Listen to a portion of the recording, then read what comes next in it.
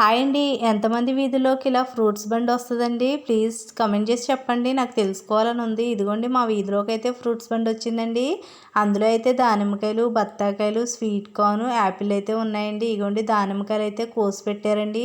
చూడ్డానికైతే ఎర్రగా ఉన్నాయండి. మనం తీసుకున్న కాయలు అయితే తెల్లగానే ఉంటాయండి. అయినా సరే నేనైతే కేజీ అయితే దానిమ్మకాయలు తీసుకున్నానండి.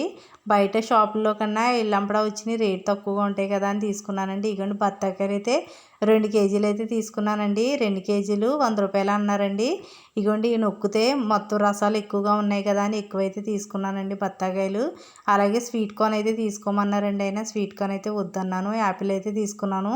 యాపిల్ కేజీకి 4 ఇస్తా అన్నారండి. మా వారైతే 4 ఇవ్వడం ఏంటి, 6 ఇవ్వండి అని అంటే అప్పుడు ఇంకో 2 కాయలు అయితే వేసారండి. మొత్తం ఈ కాయలన్నిటికి 400 వరకు అయితే ఖర్చు అయిందండి. ఈ కాయలు ఇన్ని అయితే తీసుకున్నాను, కానీ ఫ్రూట్స్ ఎప్పుడు కావ చేస్తానో ఏంటండి. వీడియో నచ్చితే ఒక లైక్ చేయండి.